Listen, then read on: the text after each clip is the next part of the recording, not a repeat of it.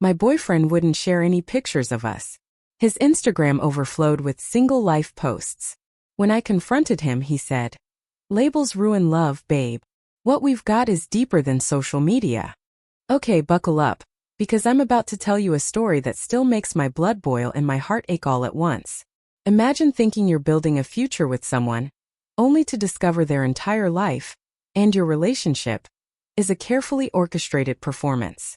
What would you do if you realized your anniversary dinner was actually his first date with another woman, and you were the one setting up the trap? 3 years. That's how long I was with Kylan. We met at a party and honestly he swept me off my feet. He was the confident, charismatic entrepreneur, all ambition and wanderlust, showing off his Thailand photos. I was instantly drawn to that energy. For the first year it was pure magic. He was attentive, romantic, writing these beautiful poems about how I changed his perspective on love, taking me to all these incredible restaurants. He seemed genuinely invested and I was completely, utterly smitten. But looking back, there were red flags I completely, stupidly missed. The biggest one? His social media. Kylan had this huge Instagram following, over 15K. He'd post daily about his entrepreneur lifestyle, motivational quotes, gym selfies, travel pics, business advice.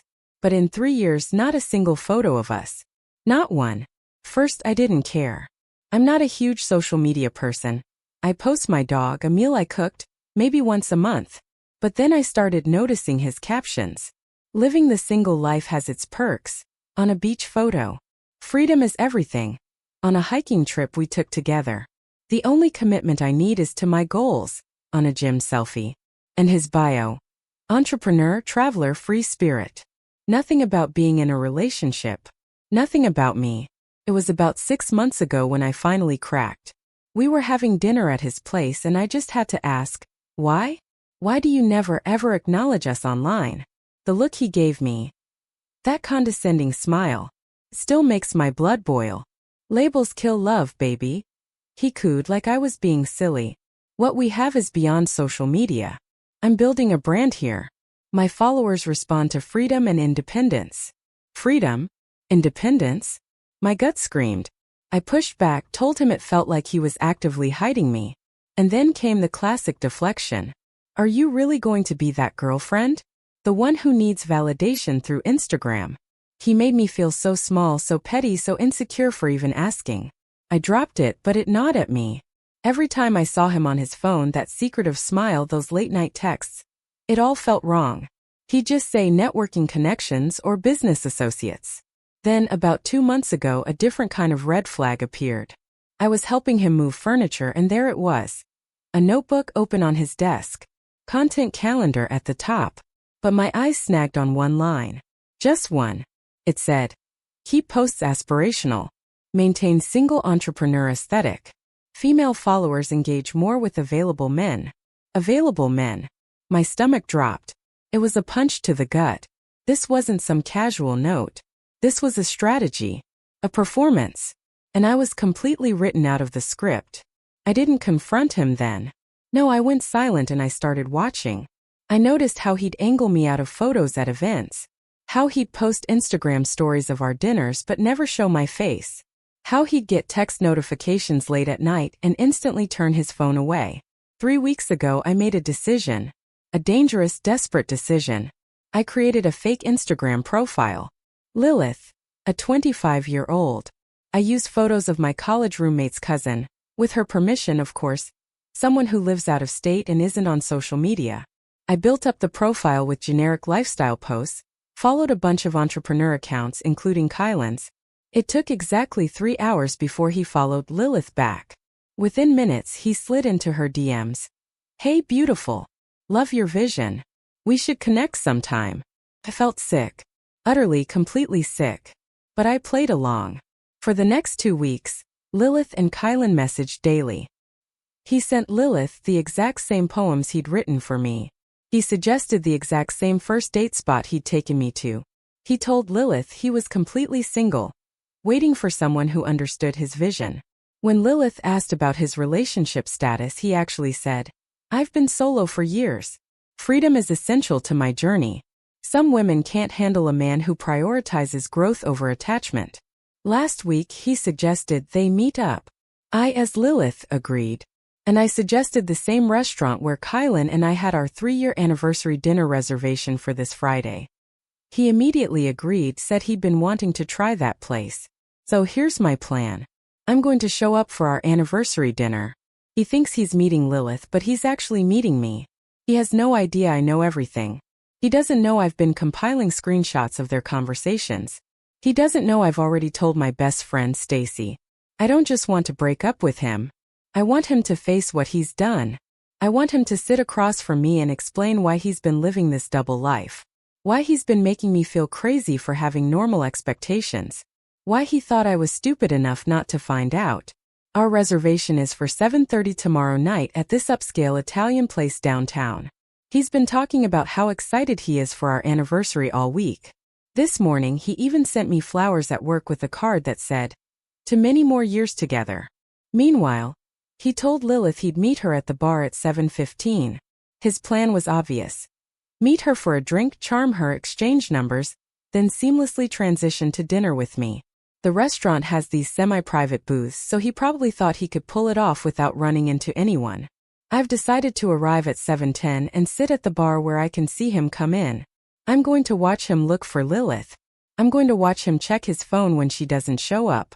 And then at exactly 7:30, I'm going to walk up to him for our anniversary dinner. I keep running through different scenarios in my head. Will he try to lie? Blame me? Beg?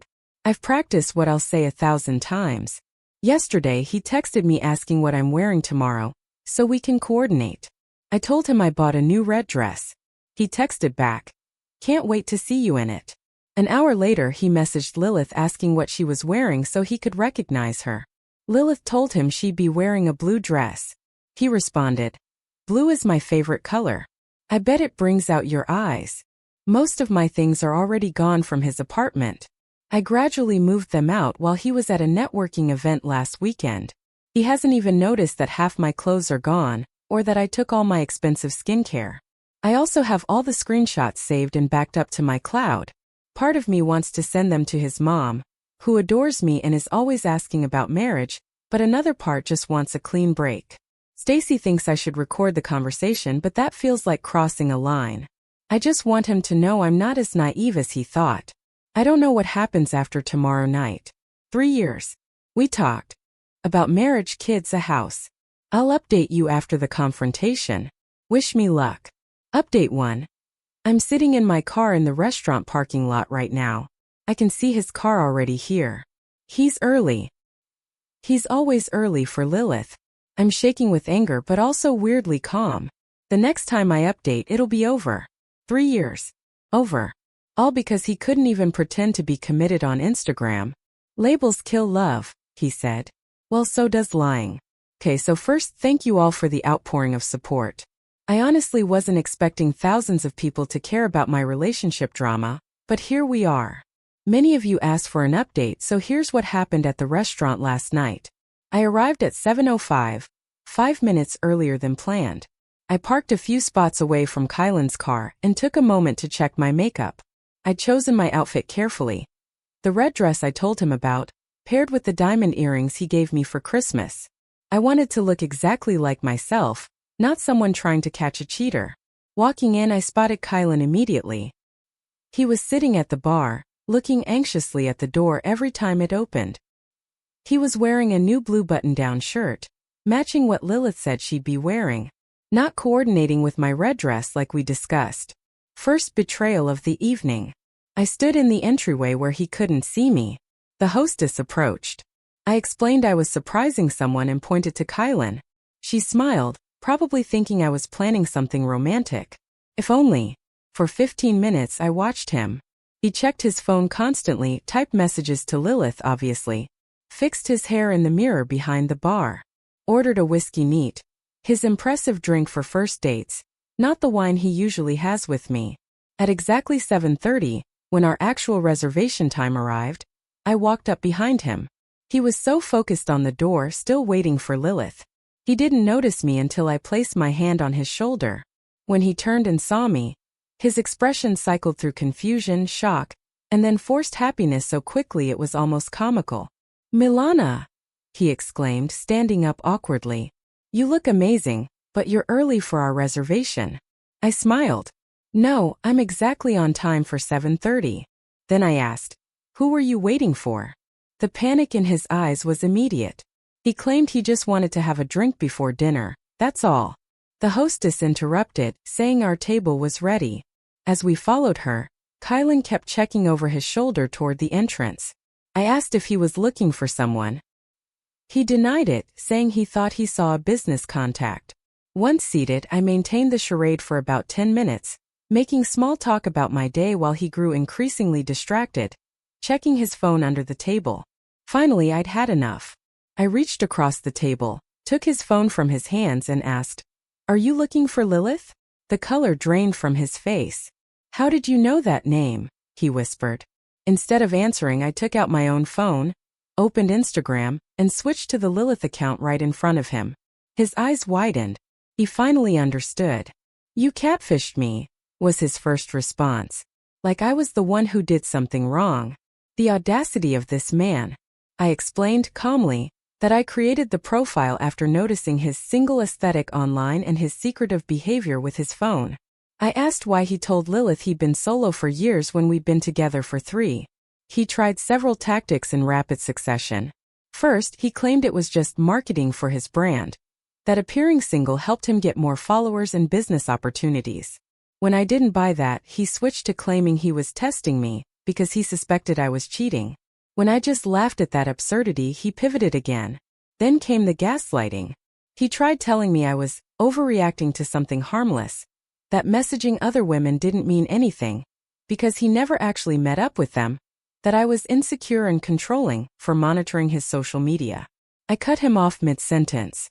I placed my phone on the table, screen up, showing our conversation as Lilith. I scrolled through, highlighting key points. Him sending Lilith the exact poems he wrote for me. Him scheduling our anniversary dinner as a first date with another woman. Him explicitly stating he was single. That's when he switched to damage control. His eyes got all sad. His voice dropped to that soft, apologetic tone. He admitted he messed up, but insisted it was just online flirting that never went anywhere physical. He claimed he loved me, but struggled with commitment and attention-seeking behavior. He actually started crying, saying he needed help, therapy, whatever I wanted. I asked him directly, how many others have there been? He hesitated just long enough for me to know the answer wasn't 0. Then claimed there had been some flirting, but nothing serious and never physical. I didn't believe him for a second. The waiter approached to take our order. Clearly sensing the tension, I looked at Kylan and said we wouldn't be staying. Then I stood up and walked out. He followed me to the parking lot, getting increasingly desperate. He begged me not to throw away 3 years over a stupid mistake. He promised to delete Instagram completely. He even said he'd been planning to propose on our upcoming trip next month. A lie. We had no trip planned. I got in my car, rolled down the window, and told him I'd be by tomorrow to get the rest of my things. He kept saying we needed to talk more, that I couldn't just end things like this. I drove away with him still standing there. When I got home, I had 37 missed calls and over 50 texts. I didn't read them all, but they ranged from apologetic to angry to manipulative. The last one I saw before blocking his number.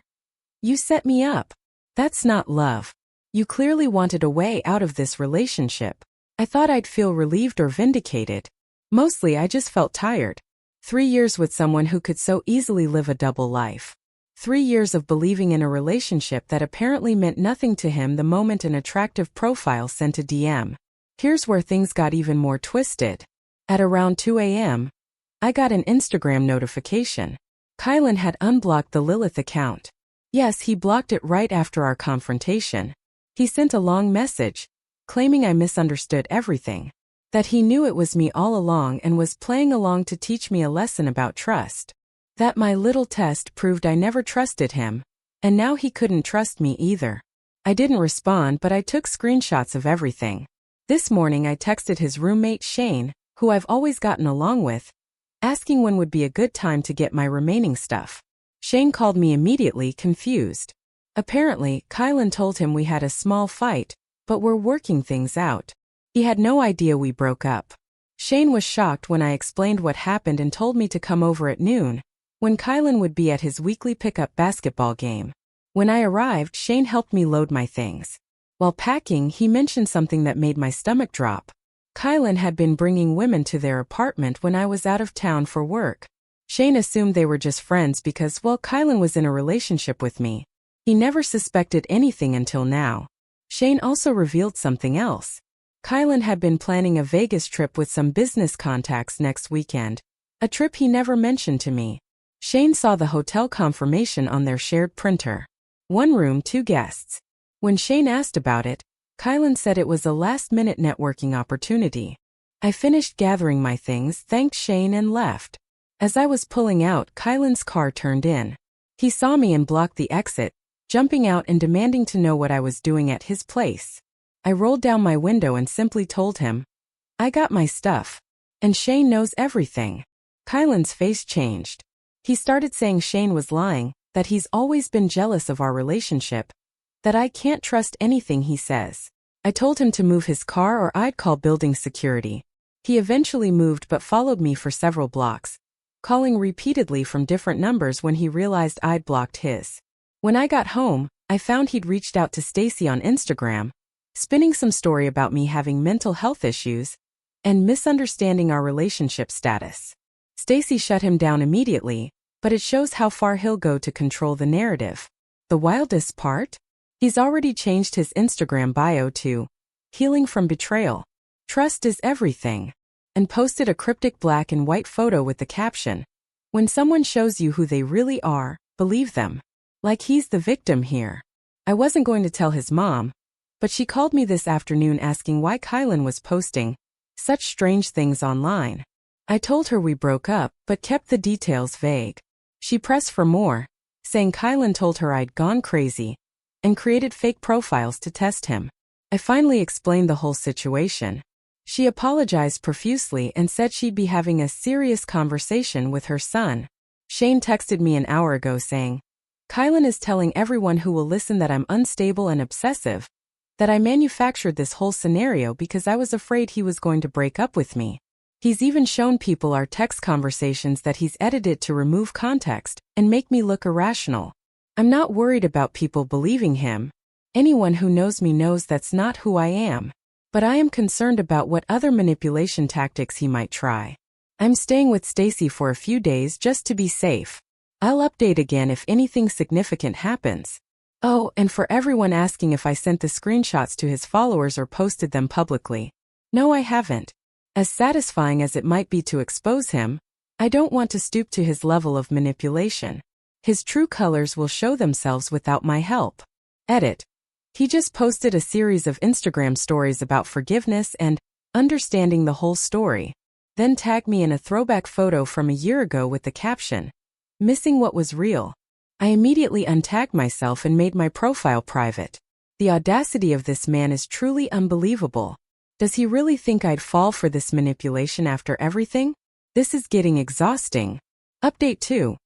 It's been exactly 1 week since the restaurant confrontation.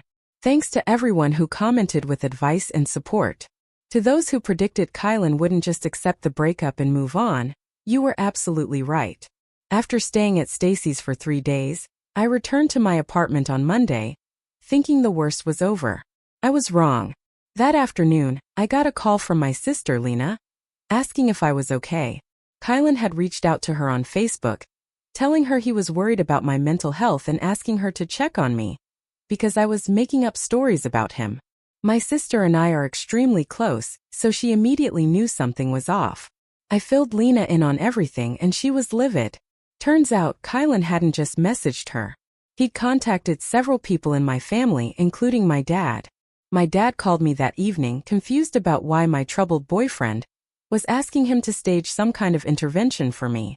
I spent an hour explaining the whole situation, including showing him screenshots of the Lilith conversations.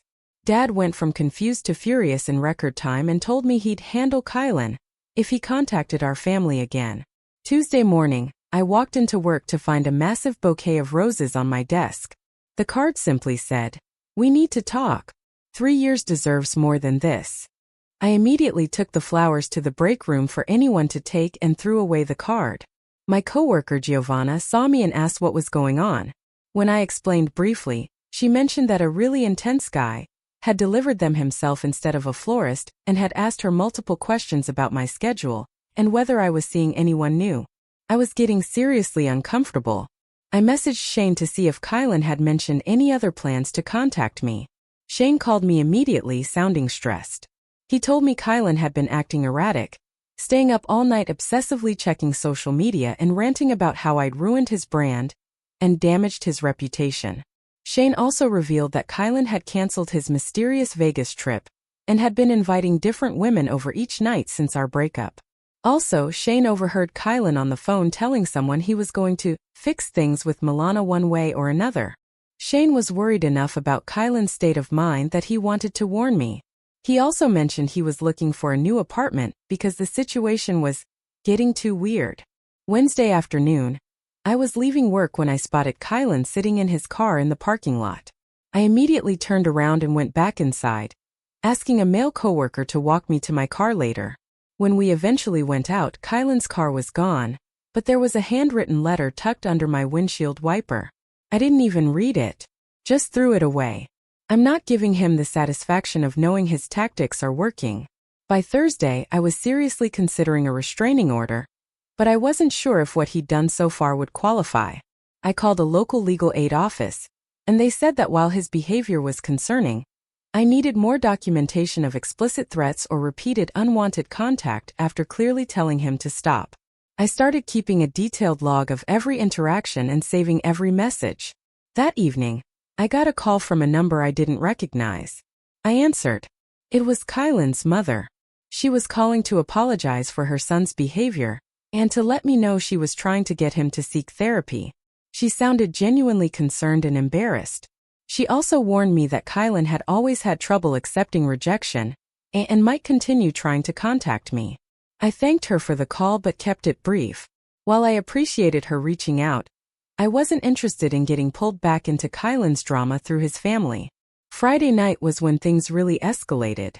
I was having dinner at a restaurant with Stacy when Kylan walked in with a woman. They were seated at a table across the room, clearly visible from where we sat. This was no coincidence. Stacy had posted a photo of our appetizer on her Instagram story an hour earlier, tagging the restaurant. Kylan had clearly seen it and decided to show up.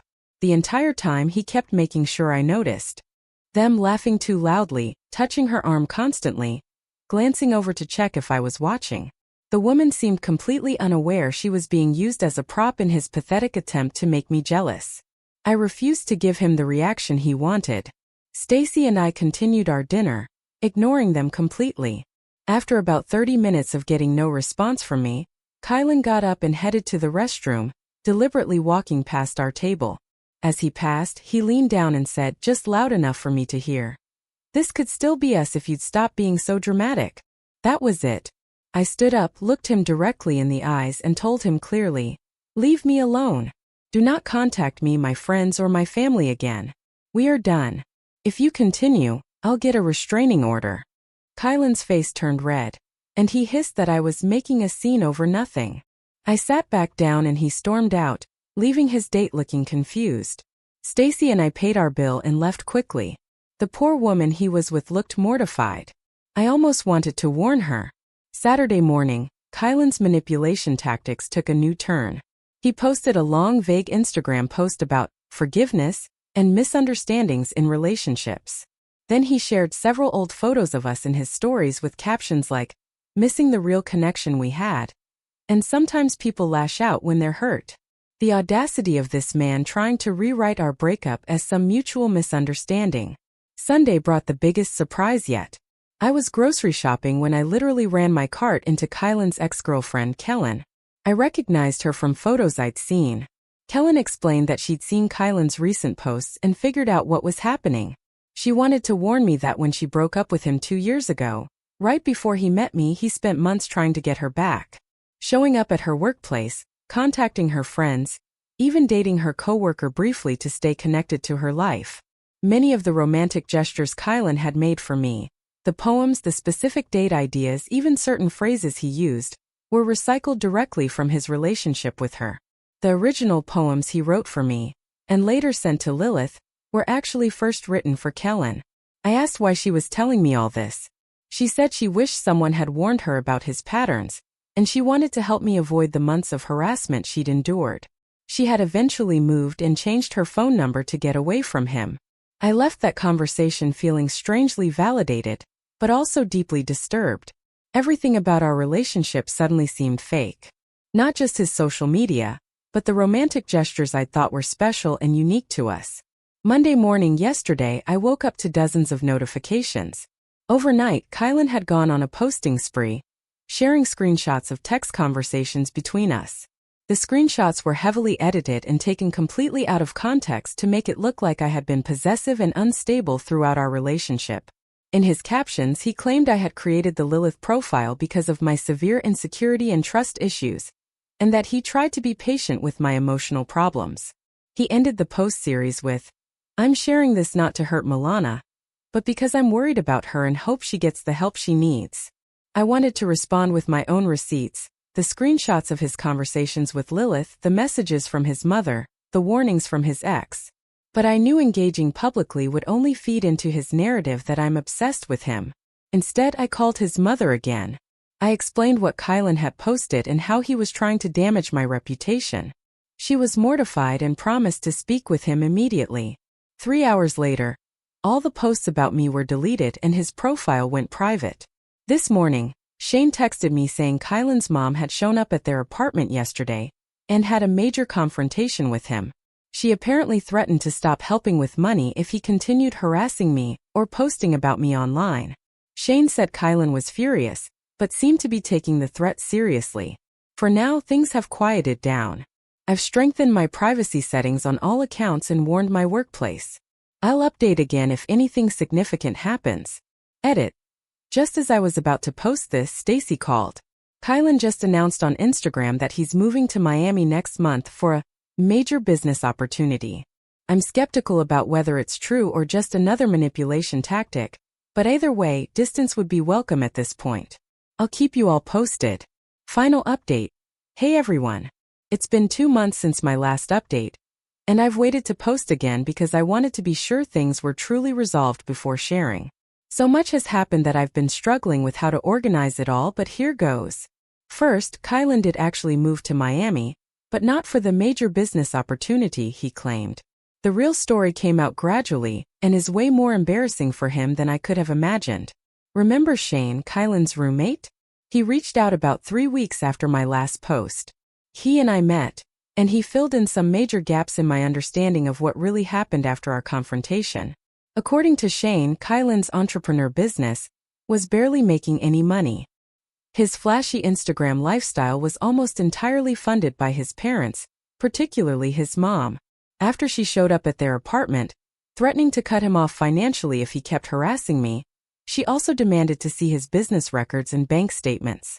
Apparently, Kylan had been telling his parents he was running a successful online business, when in reality, he had only 2 small clients and was spending most of his time creating content for his personal brand. He'd been using the business expense money they sent to fund his fake lifestyle. The restaurants, the trips, the clothes, all while barely earning enough to cover his portion of the rent. When his mom discovered this, she was done. She told him he had 2 options. Move back home to Ohio and work for his dad's company, or move to Miami, where his uncle owns a firm and could give him an actual job with accountability. She would help with moving expenses and 3 months of rent, but after that, he was on his own. That major business opportunity was basically his family's last attempt to get him to grow up and stop playing entrepreneur on Instagram. Shane said Kylan was furious and kept ranting about how no one understood his vision or appreciated his brand building, but ultimately had no choice but to accept the Miami offer. Before he left, Kylan tried one last time to reconnect with me. He showed up at my apartment building on a Sunday morning. Fortunately, I wasn't home. I was at brunch with Stacy. My neighbor George texted me that some guy had been knocking on my door for 10 minutes, then sat in the hallway for another hour before leaving a letter. I asked George to throw the letter away without reading it, but he'd already opened it, thinking it might be important. He texted me a photo of it. The letter was 8 pages long, handwritten, full of manipulative nonsense about how I was the only one who ever believed in him, and how he was moving to Miami to become the man I deserved. There was also a lot of blame shifting, how my test with the fake profile showed I never trusted him, which forced him to react badly. He ended it with, "When I make it big in Miami, I know you'll regret how you handled things. My door will always be open when you realize what you threw away." The audacity. Even in his goodbye letter, he couldn't take responsibility or acknowledge what he did wrong. It was still somehow my fault, and he was still positioning himself as the prize I would eventually come crawling back to. I told George to throw it away and thanked him for the heads up. I thought that would be the end of it. I was wrong. About a month after he moved, I was at a work happy hour when I got a string of notifications from Instagram. Kylan had tagged me in 20 old photos of us together, all posted within minutes of each other. Each caption was more desperate than the last. Missing what was real. The one who got away. Sometimes you don't appreciate what you have until it's gone. I immediately untagged myself and blocked his account, but the damage was done. Several colleagues and friends had already seen the notifications. People started texting me asking if we were back together. Even my dad called, concerned that Kylan was acting weird online again. I decided enough was enough. I called his mother. I'd kept her number after our previous conversations. She answered immediately and sounded exhausted. I explained what Kylan had done and how it was affecting my work and personal life. She apologized profusely and promised to address it with him. The next day, all the photos were deleted. His mom texted me saying she'd had a come-to-Jesus talk with Kylan and his uncle in Miami. They laid down the law. If he contacted me again in any way, his uncle would terminate his employment, and his parents would completely cut financial ties. Around this time, I ran into Shane at a shop. He mentioned that before Kylan left, he found a notebook in their apartment with actual scripted conversations and date ideas. Shane said it included details about which stories work best with different types of women, and how to adjust his personality based on what each woman seemed to respond to. Shane took a photo of a page because he found it so bizarre. It had a literal flowchart of how to respond to different reactions when reciting his self-written poems. That notebook explained so much about why Kylan always seemed to have the perfect thing to say. He wasn't intuitive or especially connected to me. He was literally following a script he'd refined through trial and error with multiple women. Yesterday, I received a certified letter from a law firm in Ohio. For a moment, I panicked thinking Kylan was trying to sue me for something ridiculous. Instead, it was a formal letter from his parents' attorney stating that Kylan has agreed to cease all contact with me, directly or indirectly. The letter included a signed statement from Kylan acknowledging that any further contact would result in legal consequences. I'm not naive enough to think a piece of paper will magically change who Kylan is, but it shows his parents are serious about preventing further harassment. It also gives me legal recourse if he ever tries to contact me again. For now, this nightmare is finally over. The feeling of peace is something I haven't known in months. To everyone who supported me through this insane journey, thank you. It genuinely helped to have your objective perspectives. Edit. I was organizing my closet yesterday and found a small box of Kylan's things I'd forgotten about. Just some toiletries and a couple of t-shirts he'd left at my place. I guess some things are harder to get rid of than others. What do you all think? Have you ever had to deal with someone this manipulative? How did you finally get them to back off? Let me know in the comments below. I'm really curious to hear your experiences.